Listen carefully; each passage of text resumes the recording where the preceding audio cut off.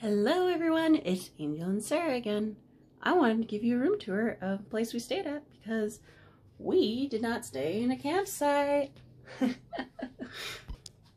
This is the room we are staying at. It's one of the really simpler, cuter rooms. It's called Cinnamon Bear Inn. And it's just a tiny, very tiny room with barely even a bathroom. But it is pretty cute and simple. The little thing I probably hated the most was the shower. It was a bit tiny, but that's okay. Boop, boop, boop, boop, boop, boop. So I was gonna take us on a little walk through this area.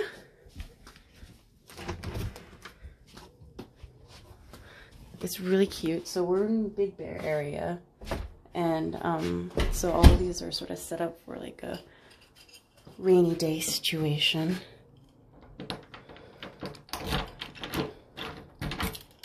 Nope. Yep. All right. Oop. Lots of little steps in places.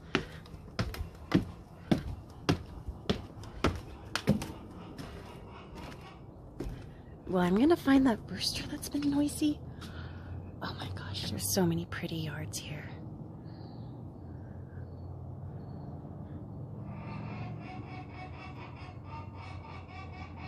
I want to find that bird. Is he over there? So weird. I don't know.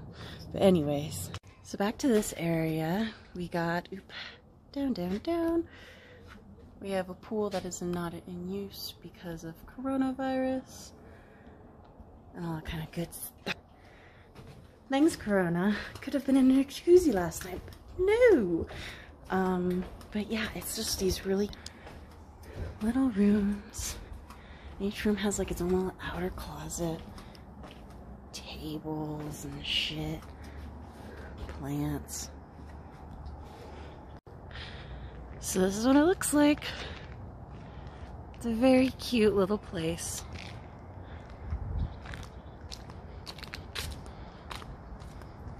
And what I wanted to do is I wanted to walk around and see what it's like behind. So that's the little sign. And I'm so excited for breakfast. I haven't had it yet. So hopefully it's a good one. And I just tried to flip the camera. Can you flip my camera, please? Mr. Cameraman. Oh my god, there are so many little... There's chipmunks and little ground birds. Oh, there's a chipmunk right by that tire.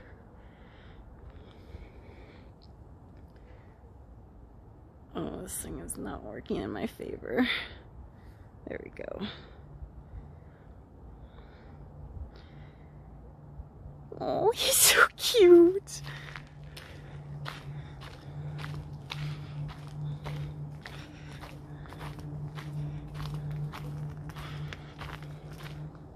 Now this is much more my pace of where I like to live, because you just walk right out of your house and you're surrounded by nature.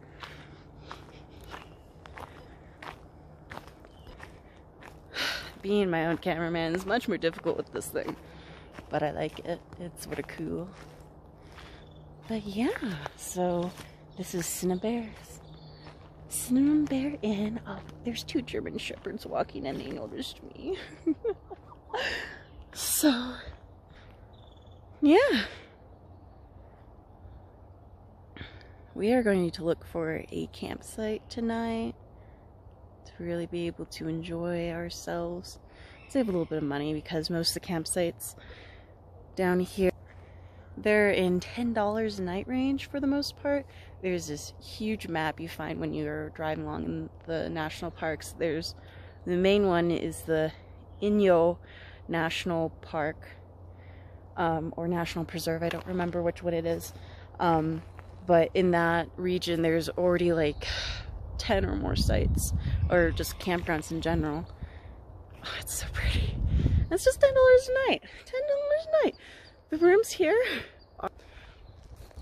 it is whoop, that middle room at the top. So, you know, it was about 120, I think my friend said, which is very, very expensive for like the size of a room that we had. But also, you have to put into consideration coronavirus. They had a lot of new protocols that they said they're in placing for that. And stuff like that. So, I'm just going to walk a little bit further.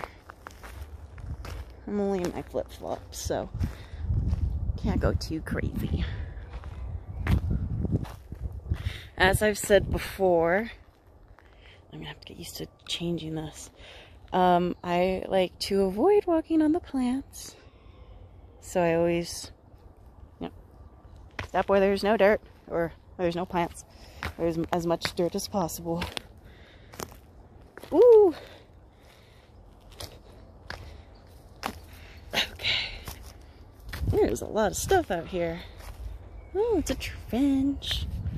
So I'm sure in that trench there's a lot of water passing on through when it rains. Although, really, in this area, it probably will be more likely to snow than rain. And the sky is just gorgeous. And the air just has that different smell. Still getting used to the controls.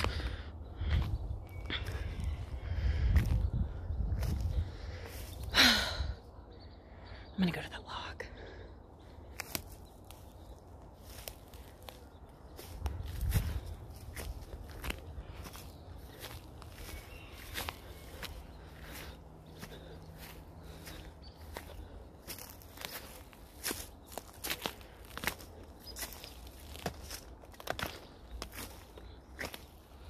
Oh, perfect.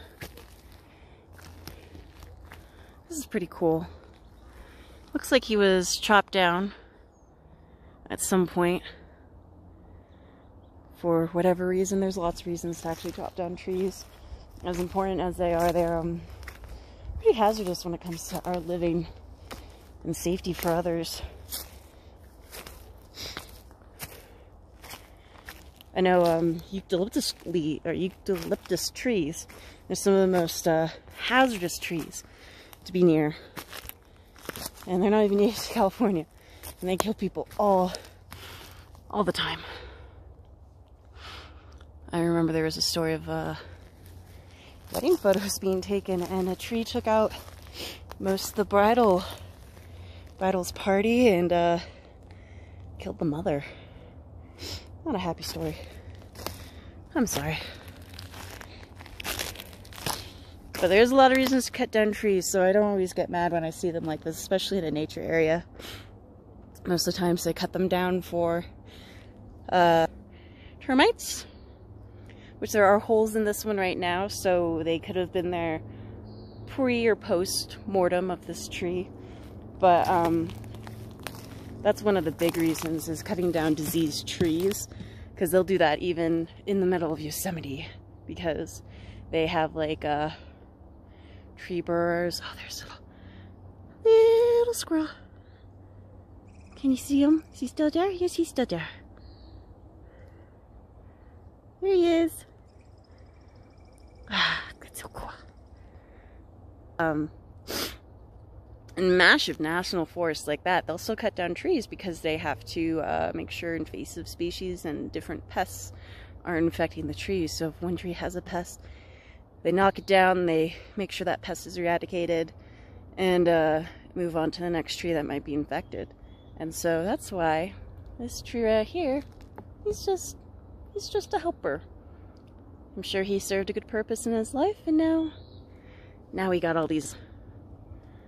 We can take care of them and make sure they don't get sick, because these are younglings.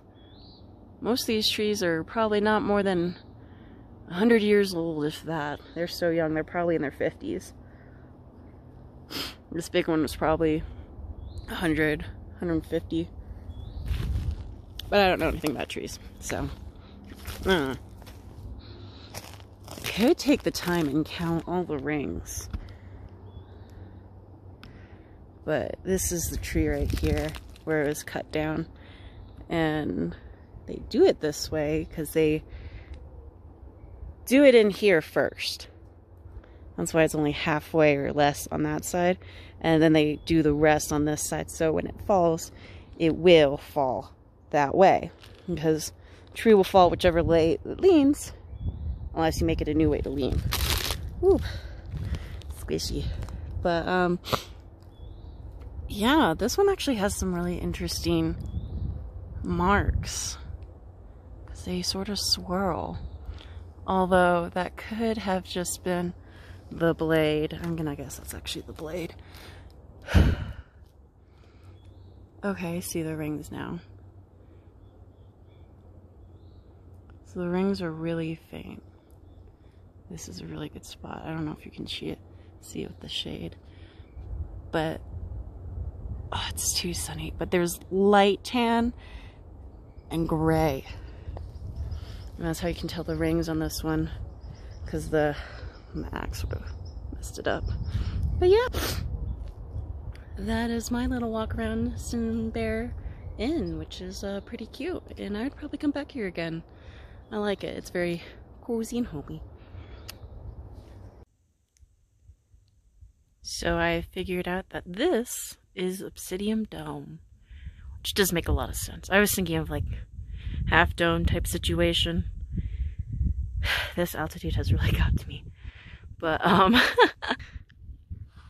it is really pretty here, and I don't think we'll be doing the hiking today because it is, I think it's 5:30 right now, and that's going to mean sunset in about an hour and a half. And I believe the hike will probably be around it, maybe up over it. I don't know, because look how big this thing is. It is super steep. You probably could climb it, but even at this little base area, I'll show you, panning down into the shade. We have all this rockage here, and the baseline is all this really loose, more tufty stuff. And I stopped here because all this area here is covered in lines, and it's just so cool. So we'll see if we do. Ooh, this one's sort of heart-shaped. Too close. There we go. See, it's sort of got round in the base at points. But we'll see if I do the hike. Ooh, I'm wearing a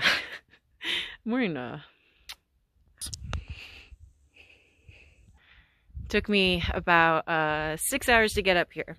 So I picked the comfy clothes. So yeah, we'll see if we take that hike next.